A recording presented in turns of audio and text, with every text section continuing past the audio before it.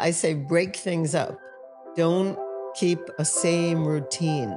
Like people who are getting older feel like if they get in a routine, they're safe. But actually, the routine takes them to like boredom, death. And so the first thing I say is to break things up. And then also to stay sexy, to have practice intentional sex, to stay young, do whatever it takes to continue to exercise, continue to work out, and then boundaries. Only older people need boundaries in a different way than younger people need boundaries. I know one of your teachings is we shouldn't be having sex without consent. Oh, I say it this way. Consent, don't have sex without it. Yes. Yes. Dang. So what do you wish that men knew about consent? And how do you practice consent in a sexy way? So what I tell men is that I'm Layla Martin. I'm your host of This Tantric Life. This podcast is for you to learn about and be able to use the incredibly powerful system of Tantra in your life. I have been teaching and studying classical and neo-Tantra for over 20 years. And when you apply that to sex, love, and relationships, as I love to do, you end up having conscious relationships, the deepest, most epic and magical sex, and the kind of intimacy that you get to be grateful for on your deathbed.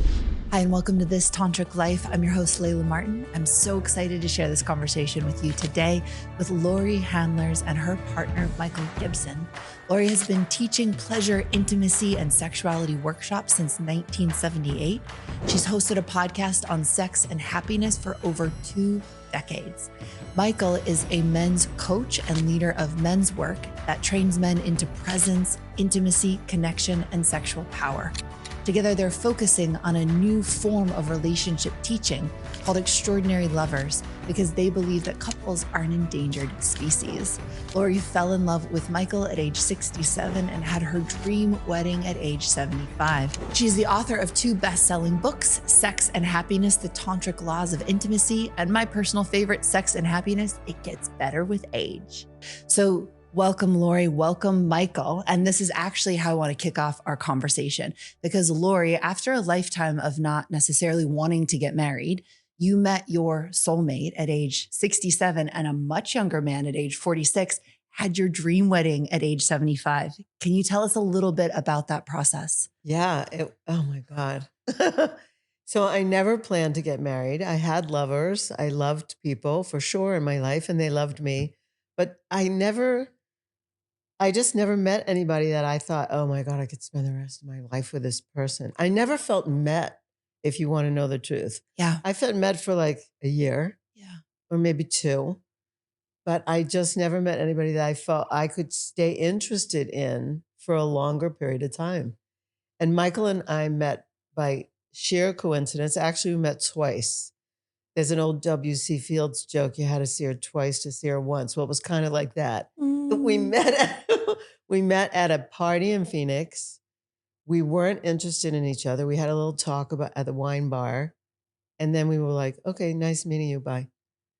And then there was an event 5 nights later in Phoenix. It was a one taste event. So they were doing a turn on in Phoenix. I was helping them get established there. And I walk in and he was there. And we realized we had met each other. And then they put him on the hot seat.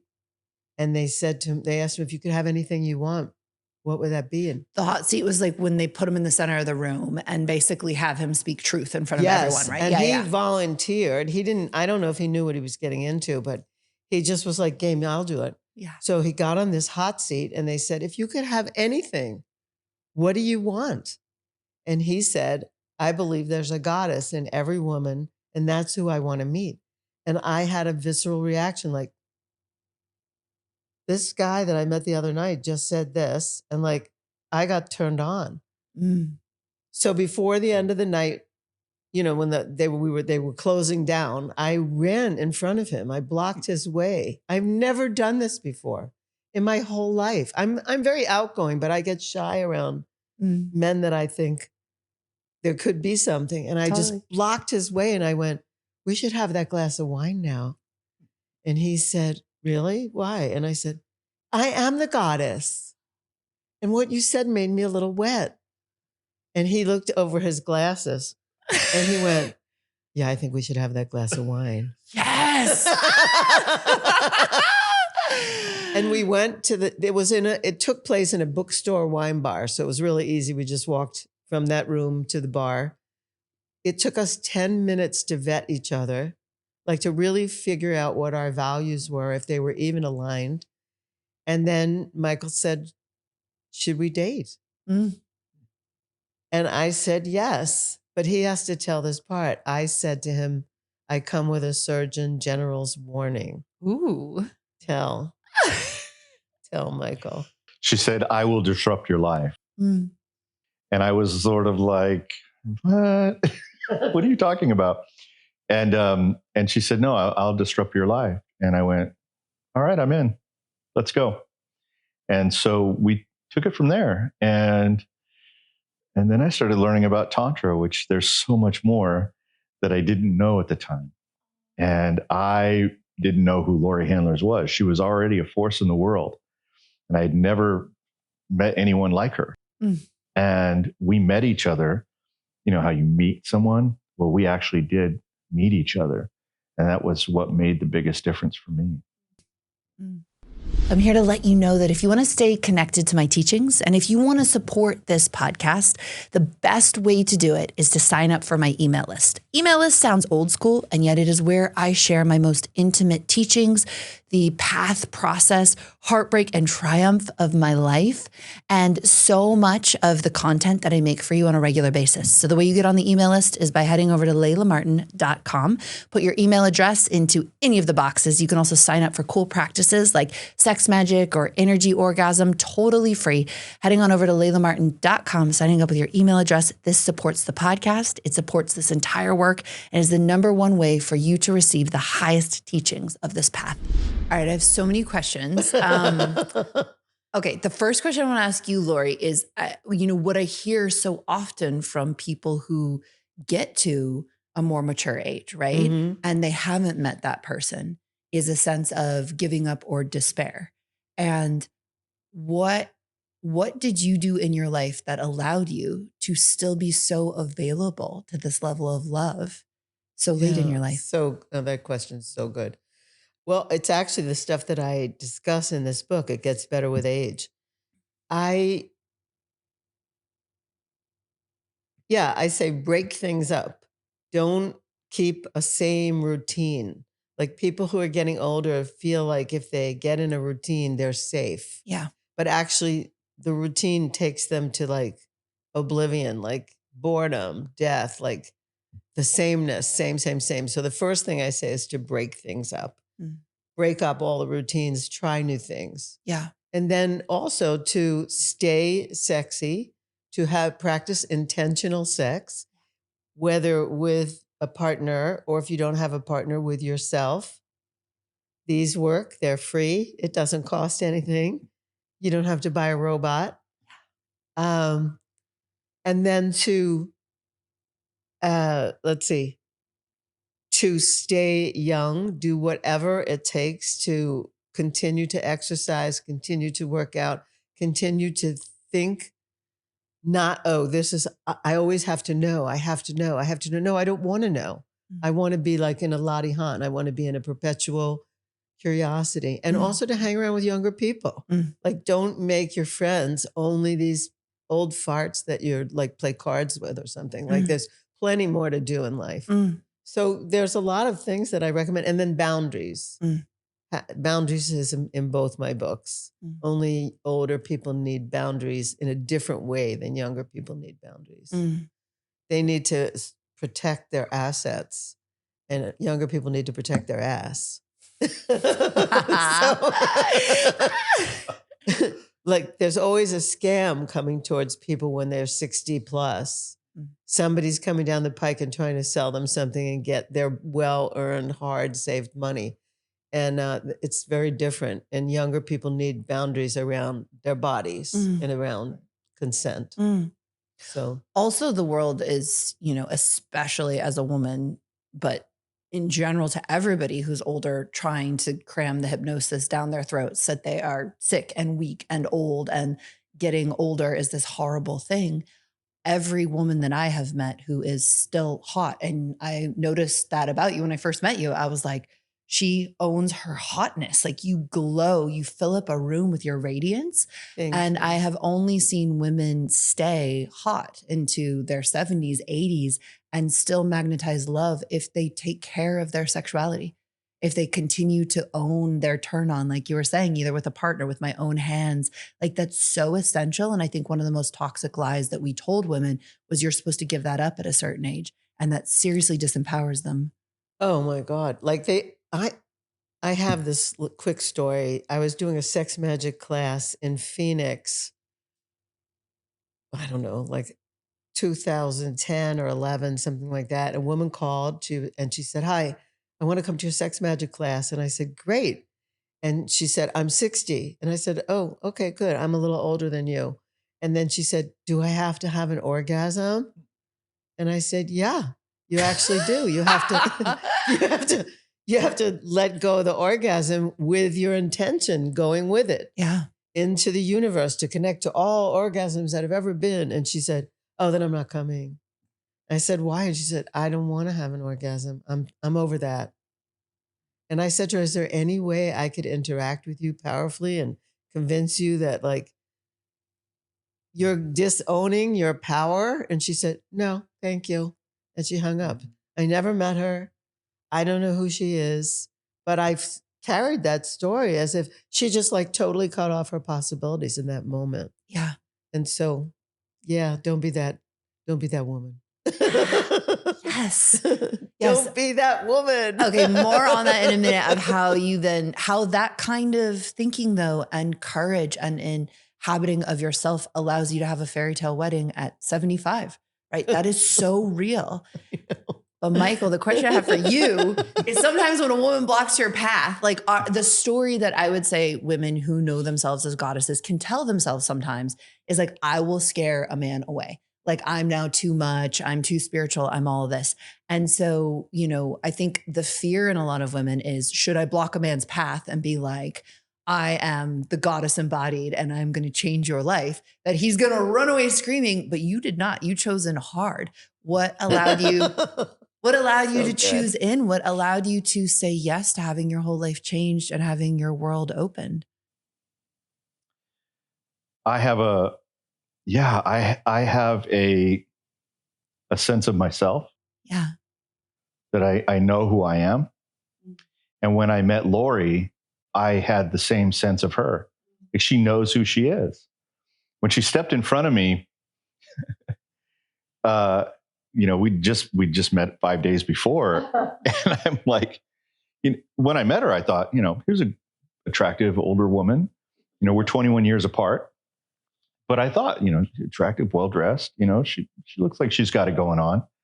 And when she stepped in front of me and said, I think we ought to have that glass of wine now, I was kind of intrigued, but at the same time, I was also, I was up for it.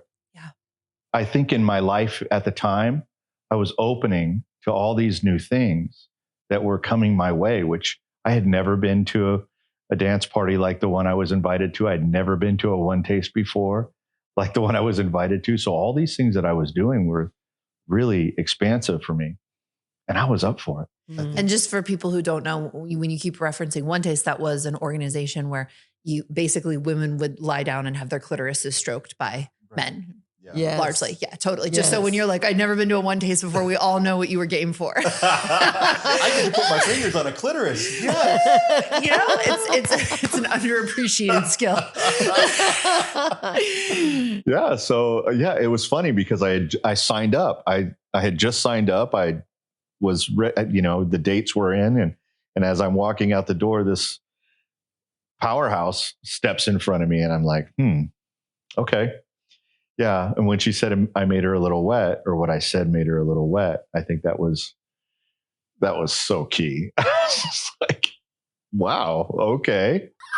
I've never done anything like that before, at least that I know of. Guts. I never said that. I've never said that to anyone. Yeah. it just was like, it's like he called me in or I called him in. I don't know. But he said the right words. And I said, he's not getting out of this room until I say something. Yes. I've never, ever felt like that before about anybody. Yes. I had to jump in front of him.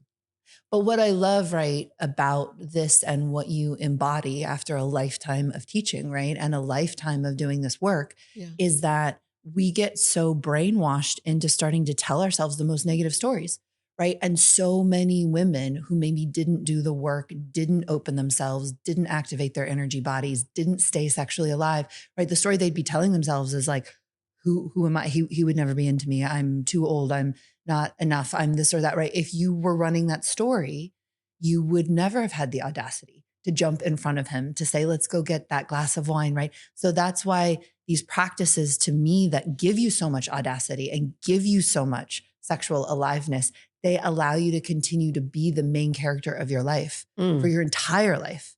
And I think that's what we all deserve. And to me, that's the most toxic story we've been told of aging. It's like, you don't deserve to be a main character anymore. But actually, the best wedding of your life could be at age 75. So it touched me so deeply when I was at your Tantra and BDSM workshop, which I loved so much. And you told me that story of having your fairy tale wedding. Will you give us just a little taste of that fairy tale wedding? Oh my God, it was amazing. First of all, we weren't going to get married. We weren't going to get married. We both agreed. That's in our agreements. Like we're not even going to talk about marriage. Yeah. And then we were in Austin, Texas at two friends' wedding. And he was really moved by the ceremony. So at the reception, I had to go to the ladies' room and it was a very fancy Port-a-Potty. I know those Port-a-Potties. Yeah, like I've had real moments of myself in the mirror in those fancy Port-a-Potties. Yeah, they have mirrors, wooden floors, got a real door, a real toilet. Door. I couldn't open the door, so he opened the door for me and followed me in. And then I'm peeing, and he says to me, "Weren't you really moved by this ceremony? Didn't you really could you? These vows were so great. Could you live by these vows? See the look on your face? Please tell me that he proposed to you in a fancy Port-a-Potty. He proposed to me in a fancy Port-a-Potty. I couldn't move. I was captive. He said, I'm sitting there saying to her, wow, this is such an amazing, this is the kind of, that container, the vows were so inspiring to me. And I'm just like, oh my God, I could be married under that. I could see myself being married. Could you see yourself being married? And she goes, I'm peeing. I was like, where is this going? Where is he going with this? This is wrong. There's no agreement for this conversation. And I couldn't leave. I was I was on the toilet. So he goes, will you marry me? I'm asking you to marry me. And I said to him, I'm peeing. He said, I'm asking you to marry me. I guess this overrides that. And I said, yes, I will marry you. Yes. And then I thought, what have I just done? Well, at least if you're going to violate a key relationship agreement, you didn't do it in a ratchet Port-a-Potty. Right. It's like a 5-star Port-a-Potty. Oh my God. That's my saving grace. And then we rolled out of the Port-a-Potty together laughing. Yes. It was crazy. I'm excited to take a moment and share with you about the VITA coaching certification. This program has been around for almost 10 years, and it is my highest offering. The sexual wellness industry is forecast to be a $125 billion industry by the year 2026. Why is this? Because people are more ready than ever to express their sexuality and build deeply connected, meaningful relationships, and also, obviously, to have the most outrageous orgasms and erotic experiences of their lives. But most people are never taught how to do any of this, how to have extraordinary relationships, how to have the sex they really crave. They're looking for qualified, confident professionals to teach them.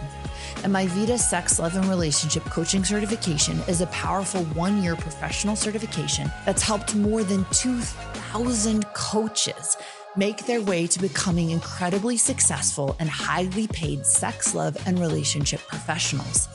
But this program doesn't just train you in every aspect of the coaching process so that you can build a successful online business. VITA Coaching will also walk you through the personal transformation of a lifetime, because the best coaches have done the work themselves.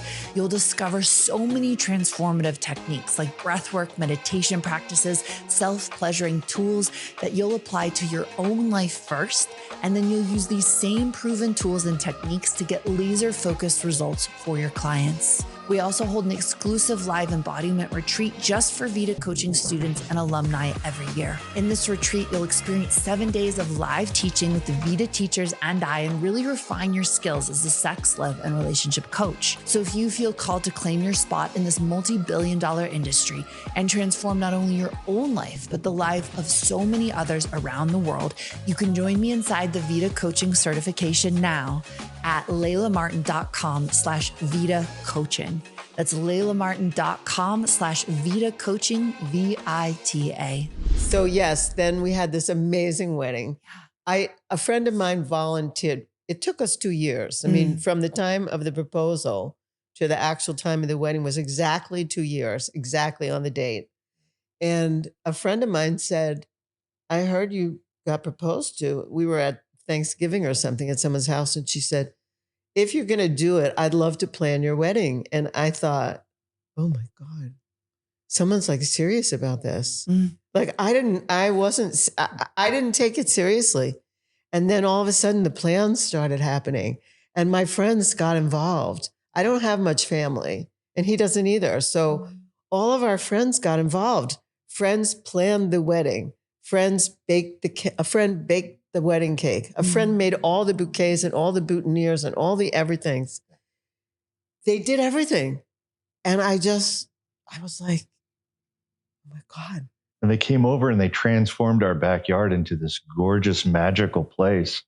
And it's very moving. Yeah. To see the kind of community and the love and concern and then the dedication, like the men who stood with me are my men. They're my men. And they did the haka. They performed they put me on a chair. I didn't want to be, they wanted to like raise a chair and dance us around. And I was like, I don't really want that. So they put me in a chair and then 4 gorgeous, amazing men did the haka for me. That's the only way to do the haka.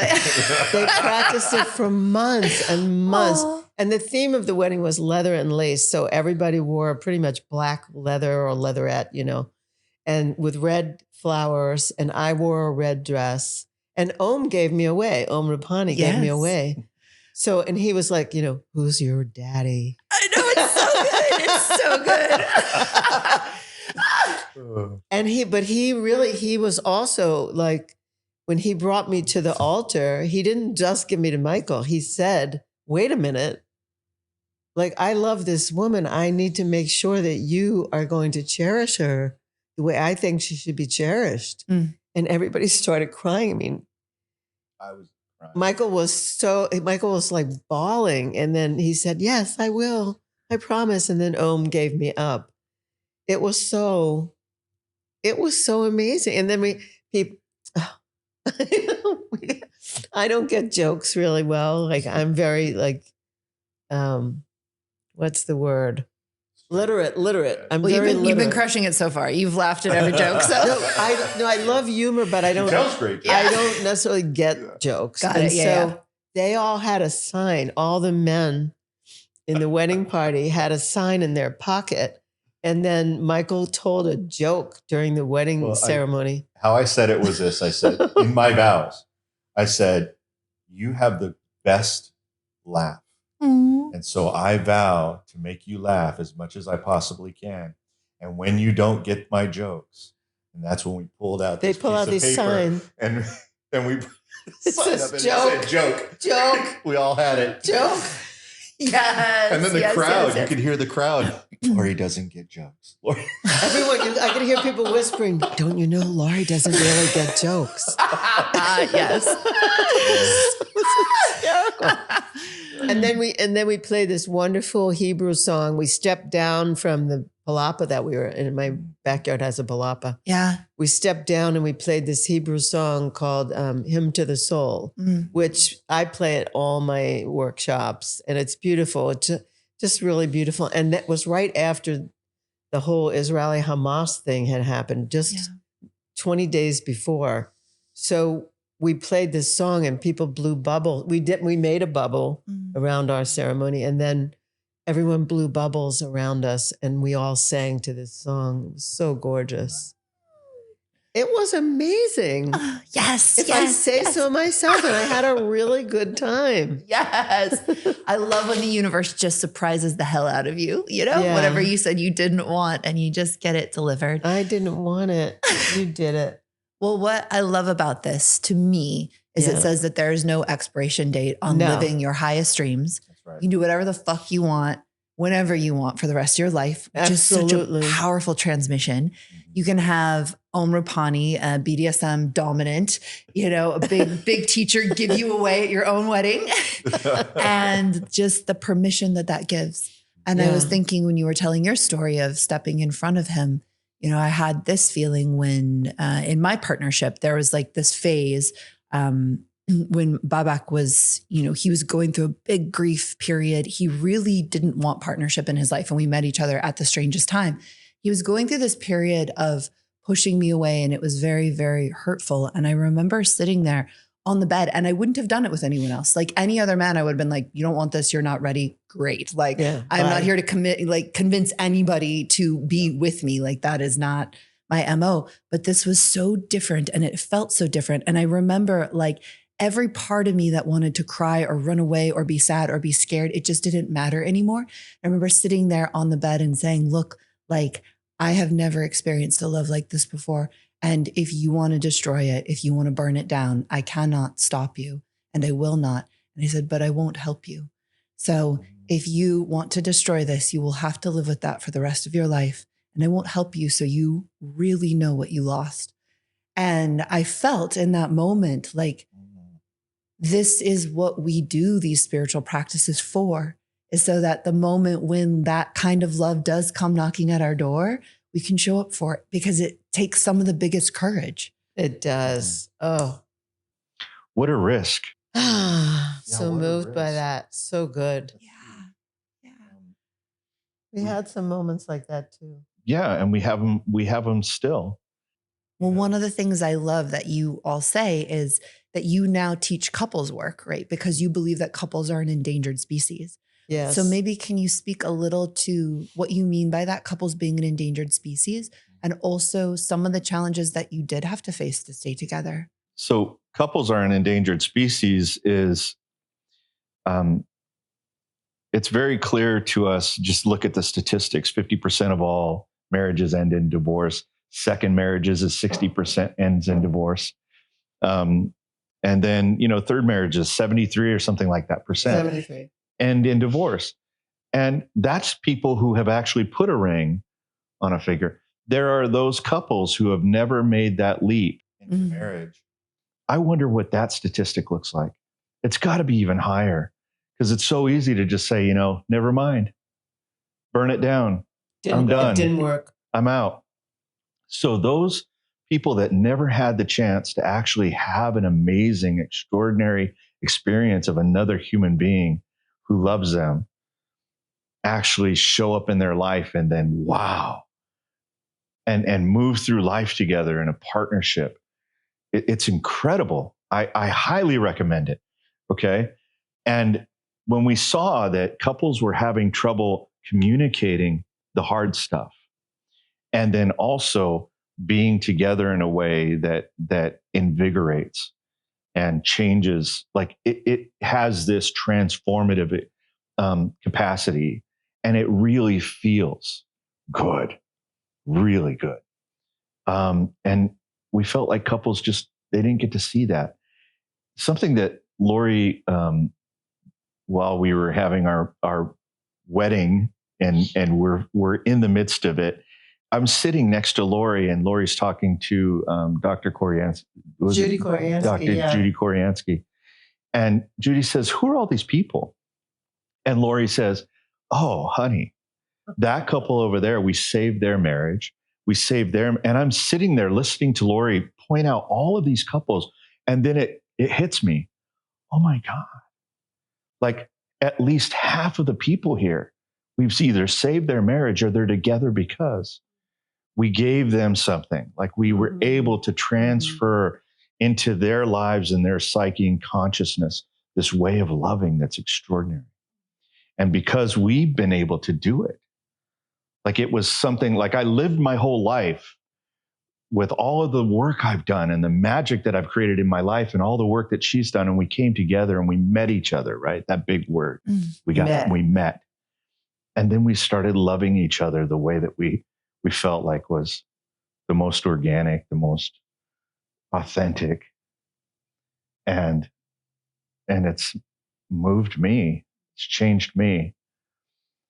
I just thought of something. When we started as an open relationship because that's what we were both into. And that's the fad these days anyway. Everybody's open relating or poly or whatever. Not everybody, but lots of people. I sometimes feel like from another era that I'm like, I like to call it California monogamous, where it's like, we'll like make out with like our hot friend every once in a while, but like, we don't like date other people, you know, we don't sleep with other people. So it's like, it's a very light California monogamy, like mostly we're monogamous, but sometimes I feel very passe because of that. We call it monogamish. Yeah. So we started out open relating. I had lovers in other places and he had lovers locally. And we just said, okay, that's going to be all right. We said okay to that. And then I would be visited by somebody that was my then lover. And I would be looking at my watch, trying to figure out when he was going because I couldn't stand. I didn't want to be with anyone else. Like Michael so met me. Why would I want to waste my time? Very nice people, loving people. Some are still my friends, but like, they didn't do it for me. And one day he has this serious talk with me. He says, you know, I think you should start seeing other people. Like we agreed that we would be open relating. And it looks to me like you're closing in. It's like, bitch, you got to go out there and get some strange. What are you doing? That's what he says. Everybody needs a little strange. And so maybe in a high-end Port-a-Potty, you know? Yeah. So I said to him, you know what? I'm bored with the other people. And you can't make me. You can't make me go see other people and waste my time. Like, it's okay with me. You can still see other people if you want, but I'm not. Yeah. And then his people kind of fell by the wayside. And then we started to be monogamish. Yeah. And it feels okay to me. It feels like, it doesn't feel like I broke an agreement. It feels to me like Michael's who I want to be with. Yeah. And I can play sometimes. There's temple spaces in my work. Yeah. There's temple spaces. He can play in temple spaces, but it's really different. Like, I don't want to date anyone else. Totally. I don't want what I call, I think Deborah Anapol coined this term. She did write the book on polyamory, but I also think she talked about polyagony. And I don't really want that. So I feel like I can do what I want at my age. I can do what I want at my age. I can be monogamous if I damn well please. That's exactly right. And my friends can all do what they want. I don't care. I have no judgment. I just don't. I see a lot of drama on a daily basis, and I don't really want that for myself. Totally. I don't have time. I think it's making a comeback. Like monogamy somehow it's making a comeback. You know, I don't want that to go down in history on this show. No. You know, like, somewhere there's like Christian pastors just like cheering. They're like, yeah, we knew all those tantric pagans would come back one day. Yeah. They're getting married. I just read an article about that. Yeah. That Christianity seems to have been replaced by paganism. Yeah. I mean, Oops. No one can talk. You heard it here. You heard it on this podcast. No one can talk after that. I mean, it's like, really? I was actually thinking about all the things I love doing in 5-star porta potties, and An engagement has This been is one a of them. new book. But Is there a definitely having list? my friend like block the door and be like, what's happening with so-and-so? Like when I was single, like you have to tell me everything, like what just happened. Like you haven't been around the party for 36 hours. What have you been up to? Right. Or like crying, like just like shaking and crying and be like, it's going to be okay. I love you. I love my little girl. I'm with myself completely, or like God knows what other like naughty things you do, right, in a Port-a-Potty bathroom. So I was just thinking about that. And I'm like, yeah, us like Port-a-Potty loving, like wild monogamous pagans who are now like doing all these wild things and having like wild like marriage proposals. The next book will be Sex and Happiness, Port-a-Potty Loving. Porta-potties used to be for polyamorous people, but no longer. All the casual hookups, We've got to change. I'm going to be super real with you.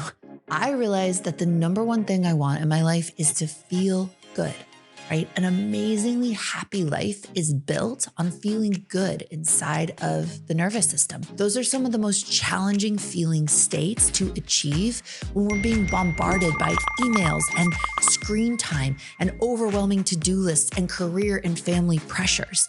And to reset the nervous system to be in its natural state of pleasure and play, that's right, nature actually wanted us to feel pleasurable, playful, sensual. It takes work. Research has shown it can take up to 2 hours to switch from go mode to deep relaxation, where you want to connect and feel good. If you're like me and you don't have 2 hours at the end of the day to meditate, to do yoga, then supplements and plants can actually help your nervous system to feel the ways that you crave. If you're interested in supporting your nervous system to feel the way that you most desire to feel, then go ahead and check out our mood line to shop the entire mood product line and unlock the pleasure you crave. I'm here to let you know about one of my favorite practices, Orgasmic Breathwork. So what I've done is I have made 2 different audio guides for people of all genders to train you in how to use breathwork to have more orgasmic sexual experiences. So this breathwork trains you to get out of your head, into your body, to be able to expand pleasure from being localized in your cock or your pussy or intersex genitals into the whole expanse of your body, and to be able to orgasm stronger, longer, and more powerfully. So Orgasmic Breathwork is one of the most powerful tools that I've ever come across, and you can learn it in a 10-minute guided audio. So you can get it totally for free by downloading it on my website. You can head over to laylamartin.com/orgasmic breathwork. That's laylamartin.com/orgasmic breathwork. You can also find the link down in the show notes. I'm so excited for you to try this practice. It's truly revolutionary and is one of the fastest ways to experience what I'm talking about throughout this podcast, which is a deeper, more potent, more transcendental sexual experience. I'm so excited to tell you about my sexuality training for men. If you have ever wanted to take your study in Tantra and advanced sexual mastery to the next level, then this training is for you. More and more men are waking up to the fact that there's a whole next level of confidence, pleasure, and power available to them when they step away from relying on things like porn and fantasizing to drive their sexuality, and instead begin to approach both life and sex in a more primal, present, and embodied way. I know that those are the kind of men that I feel most drawn to, but releasing the stories, negativity, and stagnant energy that hold you back from becoming a truly exceptional lover requires what I call the holistic tools of sex. These are practices like breathwork, energy activation, sounding, mindfulness, and movement. So I designed the 7-week men's sexual mastery training to train you in all of these tools so you can shift your psychological and energetic approach to sex. This allows your body to last longer, allows you to have multiple orgasms without ejaculation, and to experience flow states during sex. This is all done through powerful 20-minute practices that you can do once a week or daily if you desire. So if you've wanted to train yourself in a program like this to take your sexuality to a whole new level, join me in the Men's Sexual Mastery Training at laylamartin.com/MSM. Laurie, I love that you taught your first class in 1978 You started teaching Tantra in 2000, but can you tell us a little bit about, I mean, I was so curious. Okay. So I was like, all right, teaching in the 70s, like obviously like Mick Jagger was there and everyone was doing like the coolest drugs. And it was like pre everyone getting so terrified of sex. So it would have been really hot. Can you either disabuse me of this fantasy or like tell me about it? Yeah, I wasn't with them. I would have loved to have been, but I wasn't. I never got close to the Rolling Stones. Can you imagine doing Tantra with the Rolling Stones? It's not too late. If we're going to order whatever we want from the Cosmic Waitress, it's not too late. Mick Jagger is killing it. Right? Like he's running on stage and jumping around and everybody's going, this guy's 80. And the Amazing. best Tantricers are the ones who have done whatever they wanted in their life. And then they're like, oh, wait, the only thing left to do is to go in. So okay. All right, go on. What was it like in the 70s? So in the 70s, well, it was free love. Yeah. There was lots of sex. The birth control pill had only recently come out. It was the years of free love. Yeah. Women no longer had to worry about becoming impregnated. They could just, I can remember pulling into a gas station and my business partner saying, that guy's cute. Looking at him and going, what are you doing later? Do you want to come over? Like nobody vetted anybody. Like it was just like, you could do whatever you want. Wow. The original hookup. Yeah, it was definitely hookup culture, but it wasn't swipey. Yeah. It was just like, I see food, eat food. Yeah. Like that. IRL. So I was living in Boston at the time.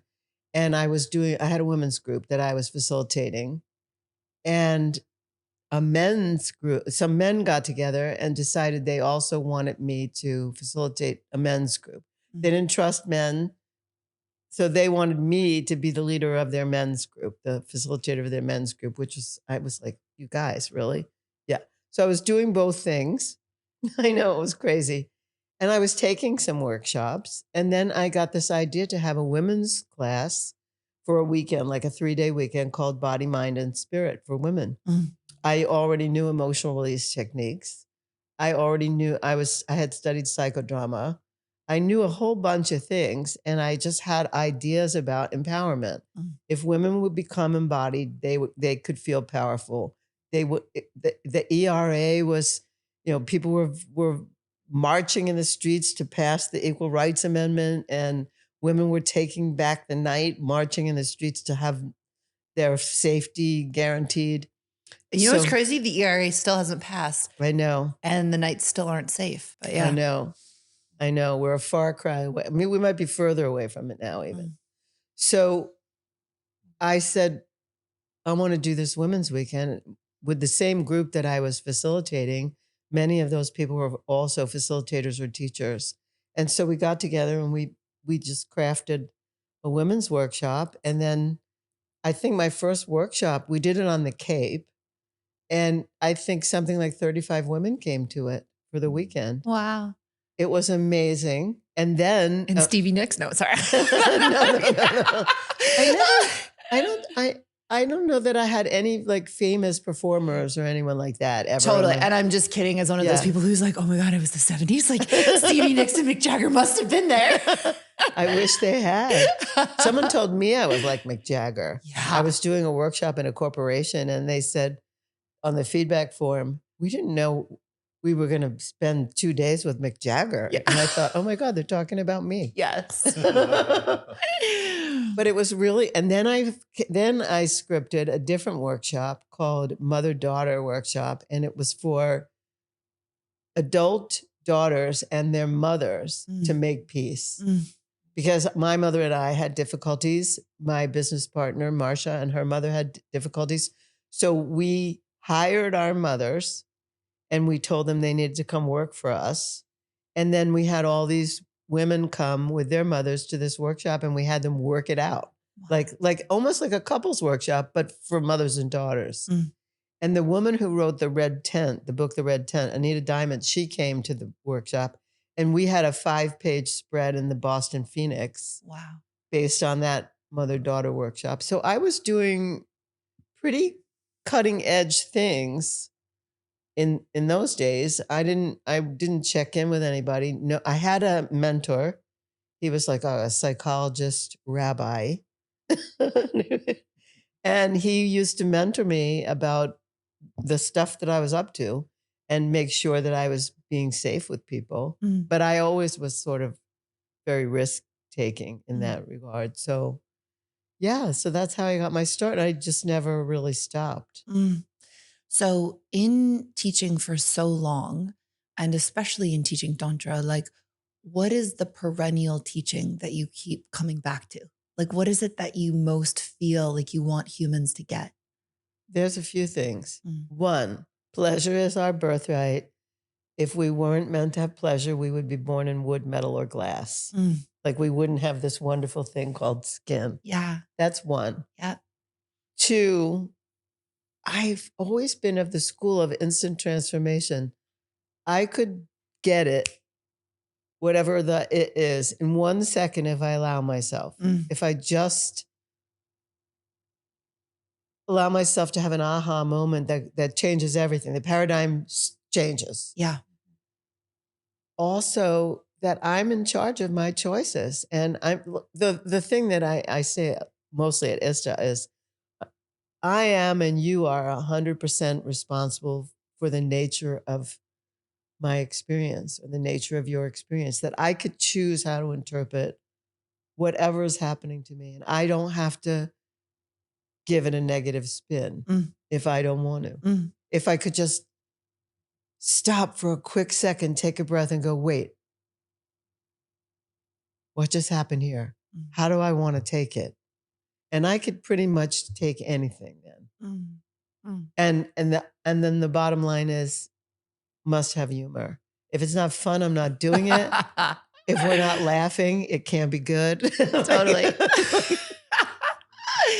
Like it has to be fun or else like why? Why suffer? And I think suffering is a choice. Now it may not be in another country. It may not be like if I was born in a different time and space, but I feel like I've had optional suffering in my life and I don't choose that anymore. Right. Yeah, like when you're more at the top of Maslow's hierarchy and you're in more of the self-realization dimension of being a human, I do think one of the biggest realizations to get is how responsible we are for our reality. And it's amazing watching. I mean, one of the things you get to see as a teacher is how much people's minds will just distort and distort and distort and take something really beautiful and make it horrible, and take something really special and make it awful, and take something really innocent and make it really maniacal. And it's just like, wow, like how amazing that we can just spend a lifetime taking the magnificence that is the universe and just twisting it into horrible things in our minds. And I agree with you that maybe in other incarnations, in less privileged situations, who are we to say what anyone can or cannot do in those experiences? But certainly in our very privileged lives, and many of us listening to this have access to that, and people going to Tantra workshops have access to that. One of those initiations to receive is how responsible you are for what you bring to the table. And I don't think most people ever see the degree to which they are wrecking their reality with their mind. So good. I would say ding. Ding. Yeah. You usually have a bell. I wanted you to bring your bell. I'm You're so just like, sorry I missed. That was a ding. That was so ding. Yeah. That we call it hashtag ding. Hashtag ding, hashtag ding. So you see, I'm sure as I do, so many people come into the doors of your workshop, shut down, disconnected. They're hungry for something, but they don't exactly know what it is, right? And a fair number of those people, I would say all of them, if they stick with it, right? But a good chunk, even within a week-long workshop, can start having a much deeper sexual experience. Let's just talk sex, right? Something beyond what they thought was possible. Yes. What is the tool you see them engage in and the realization they have most of the time that allows them to make that switch? That's changed over the years. Yeah. So when I first began teaching Tantra, first of all, when I first took a Tantra class in 1996, it took me years to find it. I knew about it, but I could never find, like, where do you get this thing? There's no internet. How do you find it? Totally. So I finally found it in 1996. And day one, I knew this is for me. Like I just, my whole life, it was like my head was spinning. Yeah. This is what I've been looking for. Oh my God. So the first thing I'll just say that changed my life was, one, there's a permission field for all my emotions, because I was making myself wrong for some of my emotions. Yeah. Two, I've experienced myself in a female body as a woman, like I didn't have to be a little man. Like for me, it was huge. I didn't have to mimic what men did. I could just be me. So that was like huge. And I also connected with being the same as a drop of water in the ocean. Like I'm made up of the same stuff that the ocean is made up of and that everything else. Like I connected on such a cellular level of existence. All that happened for me in the first day or two that I took Tantra. So how did that change my life? One, I was already 46 and I had already lived so much life and had so much sex. And all of a sudden I was a goddess and my body was a temple. What? Well, what do I do about all these interactions that I've had? There's a lot of penises that have been in there. Yeah. And my first spiritual teacher, who was a famous astrologer, Isabel Hickey, she said, you will, and when you're in the bardo state between life and death, you will come back to meet all these people again. And I thought, oh my God, what if I can't remember their names? Or it's like party in the bardo. Like, hey, Jack from the gas station. Yeah, like the kid from Revere. Yeah. Like what? Who are these people? So all of a sudden, my whole life changed into, this is a temple. I get to say yes or no. Yeah. And I have a whole new set of criteria about how to judge who do I let in. That would have at 21, if I had that at 21, which some of the people now have Tantra at 21, I've had 19-year-old students. I've had 18-year-old students. I even once had a 16-year-old. She attended with her father to my course. And all the adults were uptight about that. But the father was so happy to bring his daughter to this course. His daughter has done my course. I wasn't there. His daughter did my Bliss course, my Bliss Beginner's Tantra course, and later she did Ista. Wow. So, I mean, I didn't have that agency or even thinking. So everything changed. Like the whole playing field for me changed. I was now a goddess.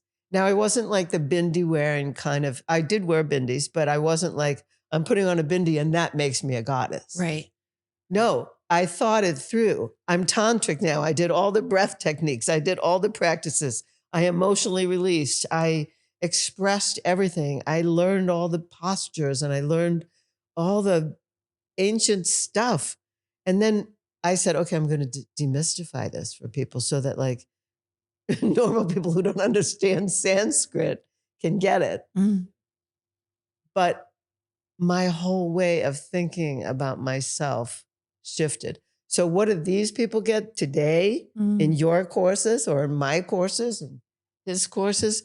They get to actually see maybe the culture didn't raise us to feel self-respect. Maybe the culture didn't raise us to feel that sex is a sacred act. Maybe the culture didn't give us the messages that we are so valuable and life is so precious. So to me, that's, people get that in every ounce and every inch of what I'm about. And I feel like they get that about what you're about. Well, what's fascinating to me about why Tantra, which, as you know, is so much deeper and vaster than sex or self-confidence or sensuality. But the reason why it's so effective to me in those realms is because the reason that we got so disconnected from pleasure, so disconnected from the beauty of sex, that we forgot that we are gods and goddesses and living embodiments of the divine was because of spiritual brainwashing. like, I think the nicest, most euphemistic way you could say was a spiritual misunderstanding. Sometimes I'll say that. Sometimes I'll say, actually, it was a targeted campaign to make us forget our spiritual sovereignty and power. So like, however you really want to look at it, right? I'm the second. Yeah. I'm in the second camp. He's in the second camp for sure. Wanting to hold them responsible too. And so what's so amazing about this tradition, right, and an Asian tradition that started in India and became a Pan-Asian tradition, is that it retained this original philosophy that, to me, when you adopt the spiritual philosophy, when you say, wow, this resonates as true in my soul, it's a foundational philosophy that is so inclusive, expansive, and empowering that it also celebrates pleasure as much as it does pain, right? It celebrates the whole spectrum. Everything. But let's just say it, Christianity was great at celebrating pain. So like, but not so great at celebrating pleasure, right? Yeah. So embracing the pleasure aspect for those of us who were touched by Judeo-Christian traditions, as beautiful as they can be in some aspects, really ravaged. And I don't know that this comes from the original spiritual teachings, but certainly I can say that the Catholic Church ravaged women's access to their own bodies, to their own spirituality, and men's too. The original witches that were tortured and burned were actually men, right? So much of our spiritual programming, specifically as white people, has disconnected us from ourselves, from our bodies, from our pleasure, from our sexuality. And Tantra, which is this grand enlightenment tradition, has such incredible philosophical teachings that actually say sex is as holy as prayer. And you are a divine creation of the Great Mother. So why would you ever hate yourself, right? How could you have anything other than self-love when the goddess could make absolutely anything and she made you, you know? And so to me, it's like, yes, I spent time at Tantra schools with a bunch of white people wearing bindis before we knew that was cultural appropriation and not kind to our Indian sisters for whom that was a great mark of their cultural heritage. But what I will say is that this tradition, which has so beautifully opened its doors to so many of us, right, and invited us in to learn no matter where we come from and who we are, it has profoundly changed our lives, our sexual lives, our spiritual lives. It, to me, is one of the only traditions that allows you to still live your dreams at 75 or 90, right? One of my favorite quotes is from a woman who wrote me the first Obliss course I ever did. And she said, "Your program has allowed me at 91 to satisfy both my German and my French partner." I was like, fuck yes, like yes, right? So it's so beautiful what it teaches us. And I think sometimes it's confusing for people how there can be this spiritual tradition that's about enlightenment that also gives us so much freedom in our bodies, so much agency in our sexuality, teaches us that we're gods, goddesses, and divine beings of any gender. And to me, it's because it's a philosophical tradition that goes so much deeper than that. But where we've been the most wounded is often where we first go when we look for healing and when we look for a deeper truth. And so to me, it's doing this vast healing on the planet right now of people's relationship to pleasure, people's relationship to their body. And to me also what you two are doing, people's relationship to sacred union, to what relationship can actually be, the depth and beauty and power of it. Like your spouse isn't some baby making machine that's like actually like a tool of the devil that's there to distract you from like the true spirituality. Your spouse is living God in front of you. And Tantra teaches us that. And so what's fascinating to me is so many more of us are starting to live that, starting to look into that. Yeah. That was so well articulated. It was so beautiful. Yeah. I'm kind of sorry I didn't have you as a teacher. Well, I'm sorry I wasn't there with you in the 70s. Like we can make up for lost time. We totally can. We can do whatever we want. We can. So good. So well, good. It feels good to sit under your teaching right now. Like that was, I feel like a student in this moment. And that's what I have is this moment. Yeah. And that's the other thing that Tantra teaches us is that we have this moment and it's now. And I get to have it now. Yeah. And so Laurie and I have an expression that when we get to step into that moment, this present moment, it's called welcome to your life. Ding. Yes. So right now I would like to say welcome to your life. Yeah. So good. So good. So beautiful. So good. Yeah. Oh. Yeah, there's so much. Everything you just outlined. I mean, that is so rich. It's so deep. It's like both wide and deep at the same time. And there's so much. There's so many morsels to it. And I used to say in the beginning, like when I first started teaching Tantra, it was like 1999, 2000, something like that. And I'd go to a party or whatever. People say, "What do you do?" And I would be like, "Oh no. I teach a kind of yoga." And then they would say, "Well, what kind of yoga do you do? Like down dog and like tree pose and da-da-da?" And I would go, "No, it's sexual." And then they would go, like, "What's that?" I'd say, "Well, we do breath, sound, and movement." And they would say, like, "What kind of sound?" And I'd say, "Ooh, ah, ooh, ah." It can't be that. You're like downward dog if you're also touching your clitoris while you're doing it, or tree pose if your toes getting a little high, you know? It was so fun. No one could understand. Yeah. And they had heard of Sting. So they heard like that Sting made love to his wife for 10 hours. Trudy, I think, yeah. For 10 hours. They heard that. And then there was a mention of it in American Pie 2. Yeah. That was it. And then I used to say to people, I'd say, "Did you see Meet the Fockers?" They would go, "Yeah." I'd say, "I'm Barbara Streisand. Like I do what she does." Okay. And they would go, oh, they try to connect these dots. Yeah. But people didn't really understand. And so I would just say, "Look, I know you're coming here because you think it's like esoteric sex. It's going to be like really this, you're going to leave here like smoking. And actually, you're not. You're going to leave here breathing and making sound. And eventually it's going to translate into hot sex, but it's going to first disrupt everything else going on in your head and everything else in your heart and everything else everywhere, because it's holistic. It's going to connect the dots between your body, mind, and spirit. Yeah. And that's all you need to know." And I would say to them, "I don't care if the portal that got you here is thinking it's going to be smoke and sex. Great. Yeah. Clearly it called you. So here you are. Here we are. Let's go." Yes. Beautiful. Yeah. And I think there's such a deep service in that, meeting people where they are at and then trusting their process, that their consciousness takes them wherever they're meant to go within the teachings. And I think sometimes people are like, I get it when people misunderstand this beautiful tradition and people are like, "Oh, that's sad that they think this grand tradition is just about sex." But when people are like, "Oh, people, just want to have better sex," you're like, of course. Like, of course, every human wants to have incredible sex. And like, who are we to judge if the goddess is luring us with the promise of multi-orgasmic bliss and the most outrageous, just like experiences of like, oh my God, orgasmic fabulousness. And then along the way, your ego gets decimated and you wake up to deeper truth, like, what a surprise. Ding. So good. Yeah. So good. I'll take the awakening that way. Yeah. Right. Totally. Yeah. Yes, more, please. Totally. Well, So good. I'm curious, Michael. I know one of your teachings is we shouldn't be having sex without consent.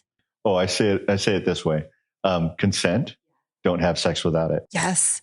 Yes. Ding. I'm excited to tell you about my 6-week self-pleasure training, Obliss. This is the first course I ever made, and it has been going for over 10 years now. Most of us are never taught the tools required to create deeply rooted self-love, which not only leaves us feeling disconnected from our bodies and ourselves, but what a lot of people don't know is that a foundation of self-love is crucial to building the deepest connections and experiencing the most ecstatic pleasure with others as well. My 6-week sexual masterclass for women, Obliss, trains you to have the ultimate orgasm and fall deeply in love with yourself and your body. You'll heal your sexuality, address old wounds, face things like fear, guilt, shame, and shutdown, and be able to heal and integrate them, and discover how to access the deepest, most profound self-love. So whether you're just dipping your toes into the magic of Tantra, or you are a seasoned sacred sexuality practitioner, you can use Obliss to expand your pleasure capacity and to access the most exquisite self-love. You can join Obliss today. You can get started right away at laylamartin.com/Obliss. That's OBLISS, O like orgasm, and then bliss, laylamartin.com/obliss. So what do you wish that men knew about consent? And how do you practice consent in a sexy way? Well, consent has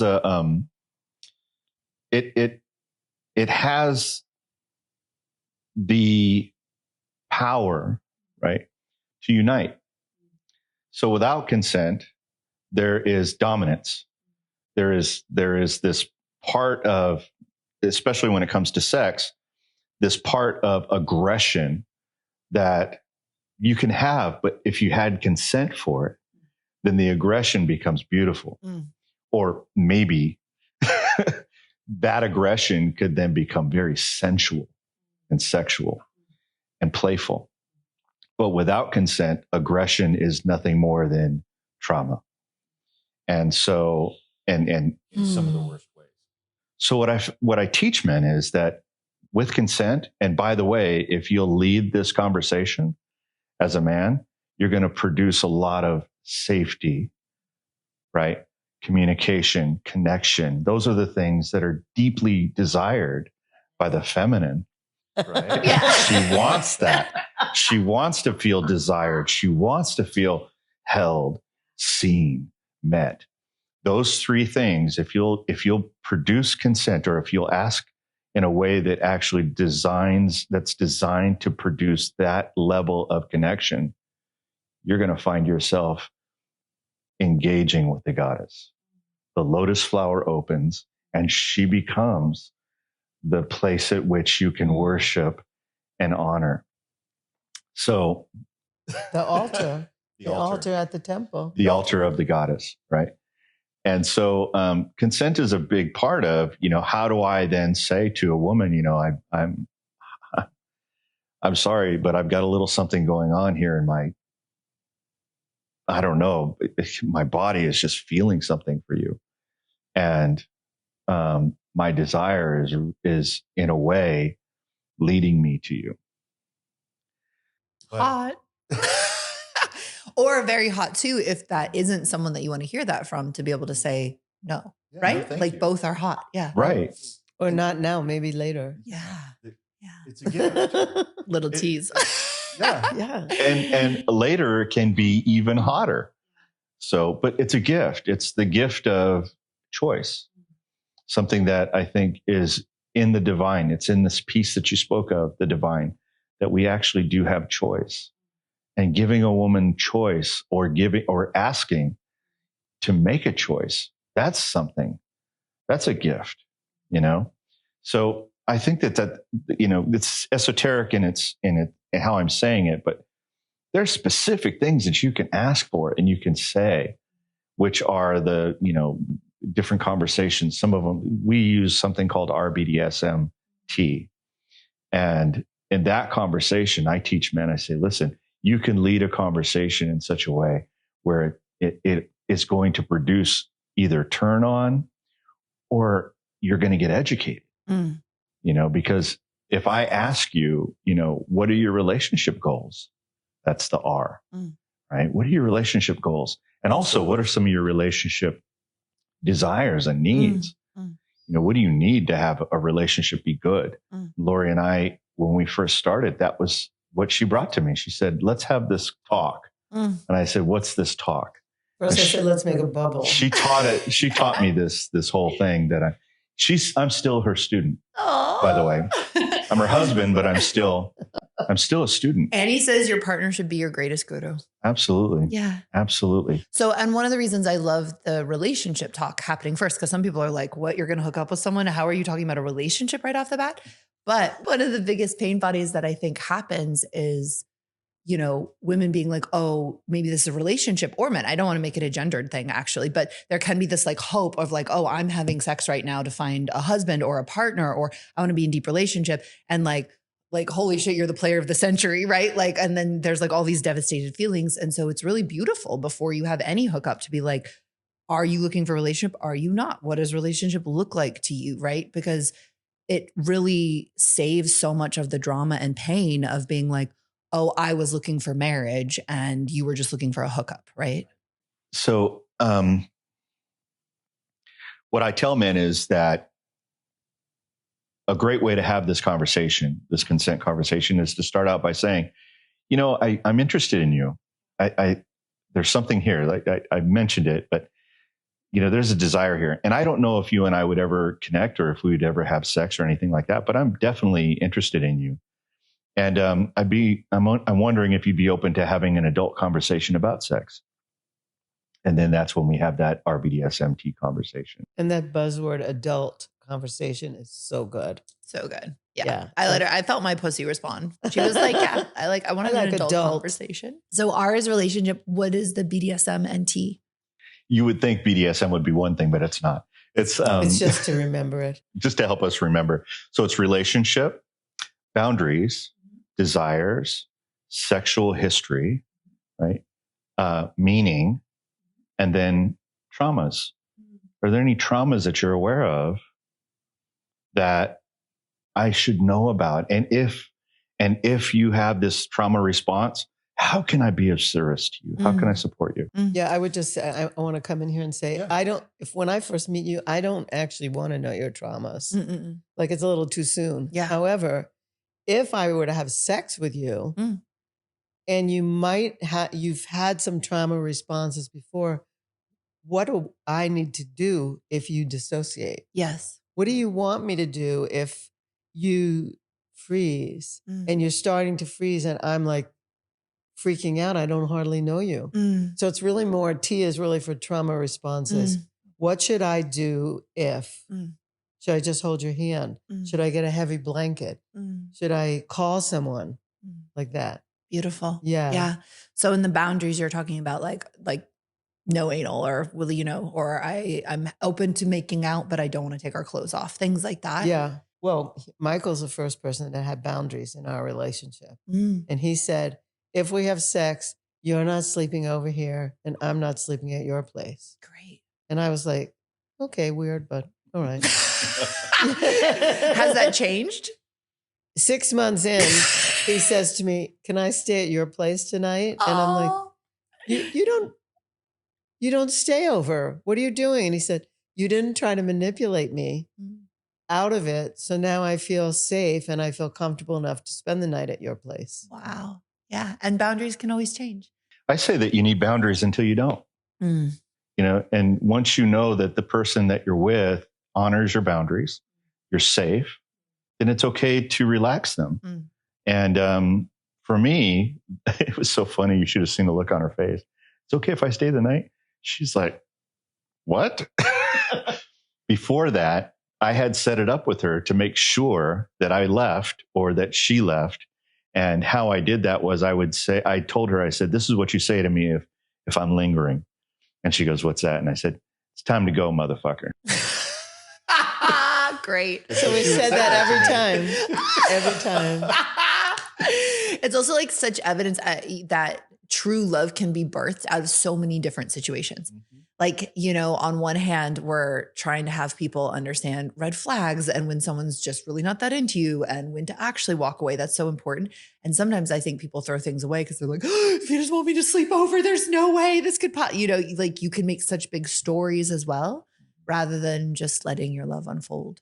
It's really beautiful. Well, the crazy thing about it, when we first had the conversation and we said relationship, I said something out of my mouth that I didn't even believe. I couldn't believe it came out of my mouth. I said, look, I travel the world for work. I'm probably never here most of the time, but when I come home to Phoenix, I want to connect to someone that I can really count on that's there when I come home. And then when it came time for him to say R, he said, I want that too. I want someone that travels a lot and I can be the person that you come home to. And I like in my heart started beating and in my brain, like we were speaking, but my brain was going, did he just say that or did you imagine it? Did he just say the same thing you said? Yeah. How is this possible? Yeah. That was like, because it could have been just a hookup. Totally. And he said the same thing he wanted the same thing I wanted. And I would have never known that had I not risked saying that. So I was beyond I was beside myself from the risk that I took stepping in front of him at the One Taste event and then saying that out of my mouth. I didn't expect that to come out. I'm tired of just like one night stands or trying to find somebody that I really groove with. I'd really like to have someone that I come home to. Yeah. And I don't need anything else. I just want to feel like there is someone there. And he said, I can be that person. I want that too. Yeah. Shocking. I think one of the cool things about doing the RBDSMT is that you actually become more honest with yourself about all those things, right? Because then after the B is D, which is desire, right? And how few of us still feel comfortable saying what we actually want out of a sexual encounter, what we truly desire, right? And even taking the time to consider that is so powerful. And I love as well that as sexual history, which to me is like, then you talk about use of condoms, or do you have sexually transmitted infections, things like that. It's so much easier when it's like in a little sandwich like that. Because when I first became single and I was like no one talks about sexually transmitted diseases and infections. And I was like, what the hell, you guys? I was like, I studied immunology at Stanford. Like, no one's wearing condoms. No one's fucking talking about this shit. Like, what the fuck? When has anyone been tested? And it was still really awkward for me to like bring it up and be like, so like, when was your last test? You know, it's so much easier when you're like, hey, let's have a whole conversation. Yeah. And it like is part of that adult conversation, you know? So good. Yeah. So good. So wait, what was the M? Meaning. So what would it mean to you if we were to have sex? Yeah. Like, what would that mean to you? Yeah. And then you could get a little bit clearer on the desires part, right? Like, or the relational desires part, because it might mean nothing. Yeah. It might mean that we're having a good time and exploring each other's bodies, or it might mean that you and I are boyfriend, girlfriend, and we're on our way to the wedding chapel eventually. Yeah. Oh, well, ours did not mean that. No. It changes, but it's so good to know, right? Because there's like so many like women like, oh my God, I thought we were like having a long-term thing. And you're like, he's so clearly a player, but like, why didn't you just talk about it? Right? Like helps so much with those feelings. Exactly. Because opening your body is a deep thing, and actually doing it in alignment is so important. And if you both actually just want to have a good time, that's an excellent match. Yeah, exactly. Yeah. Yes. So good. So Yeah. Okay, beautiful. All right. Well, as we start to wrap things up, I'm curious.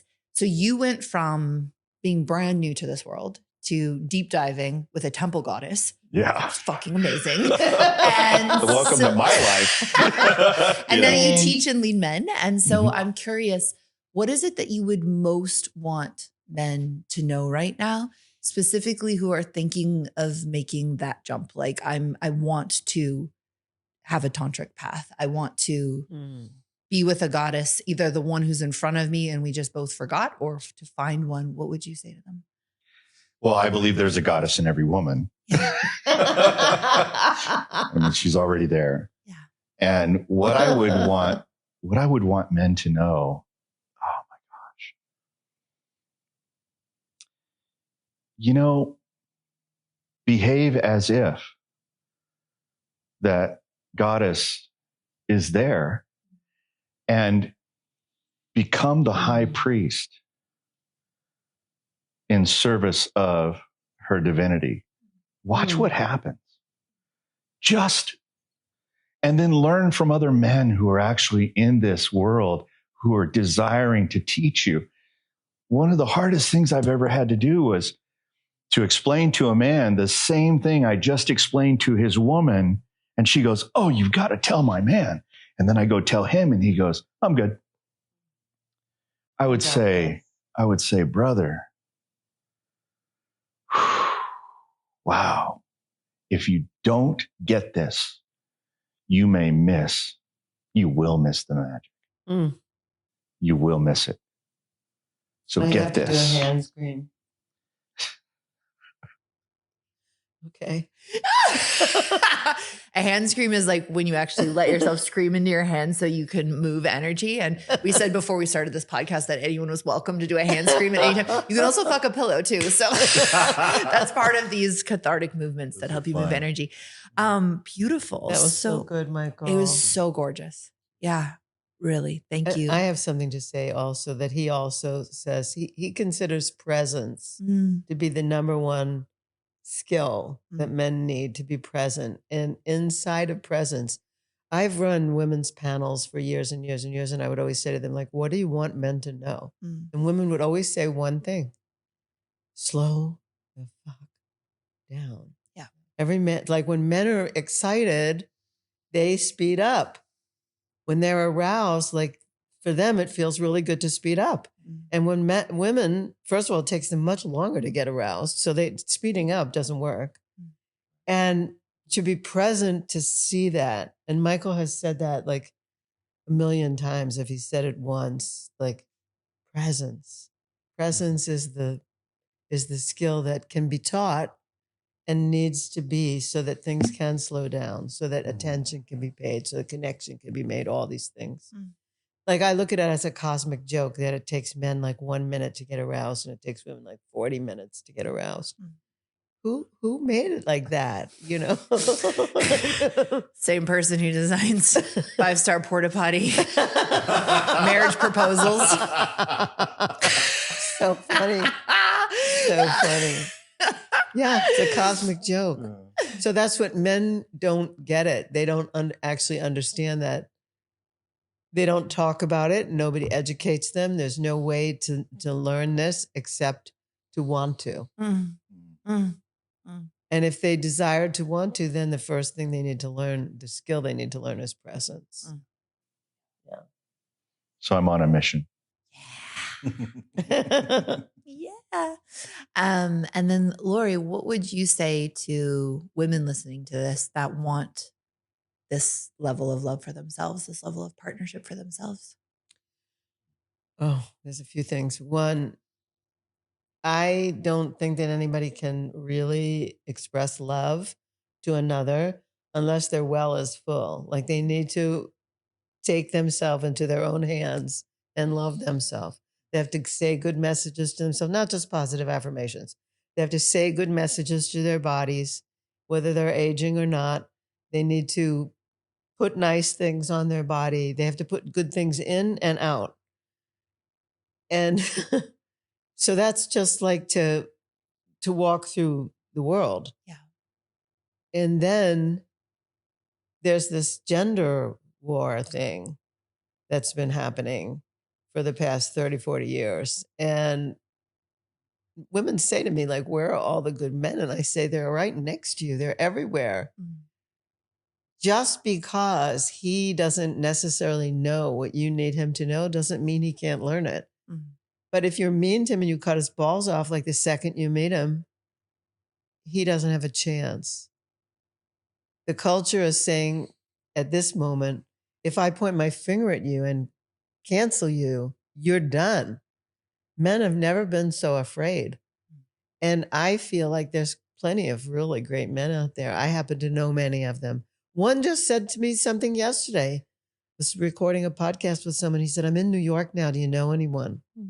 I said, yeah, I know probably many ones. And he said, just send one my way. He said, I'd be so happy.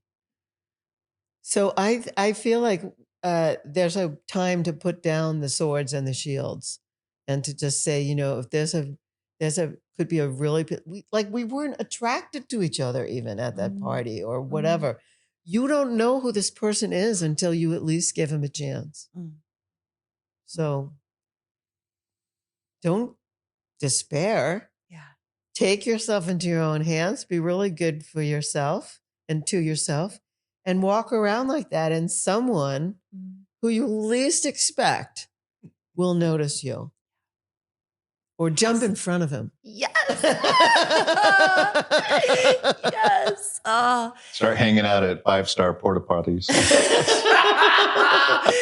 Yeah. It's also a recipe for a different life trajectory altogether, but it's so funny. So my last question to both of you, because I know you're really moving forward with this couples work together.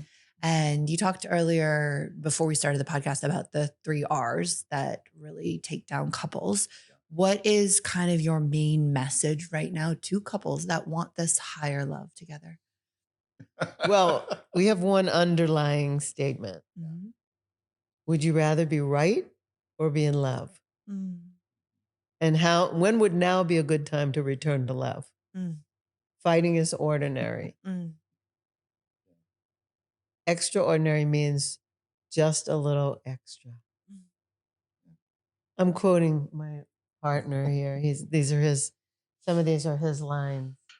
It's funny because when we started this thing called Extraordinary Lovers, it was born out of having read Laurie's first book, The Tantric Laws of Intimacy. And I'm going to get a little emotional here. I saw this woman living it. Like, she didn't just write the book, she wrote the book on sex and happiness, but because she was living it, that transformed me. And all of this stuff that I had learned in my life I was bringing it forth. It was part of who we were being for each other and with each other and to each other. And so I felt it was so extraordinary. And we both said it. We were like, this is like nothing I've ever experienced before. This kind of love, it's available. And it's not hard to grasp or to be a part of. And so we called it Extraordinary Lovers, and we started to see all the different ways in which we could effectively articulate what it is to be an extraordinary lover. And it came down to this one simple sentence, and that is, an extraordinary lover is masterful at returning to love. So simple. So simple. And the 3 R's, they are resentment, resistance, and revenge. And they will take you out of love. If you could imagine a bullseye, and the bullseye being the love, you're in love. What's it like to be in love? We all know, we have a sense of what it is to be in love. And the moment we step out of that, we go into resistance or resentment or revenge. If we find ourselves in these outer rings, oftentimes we're not even aware of it.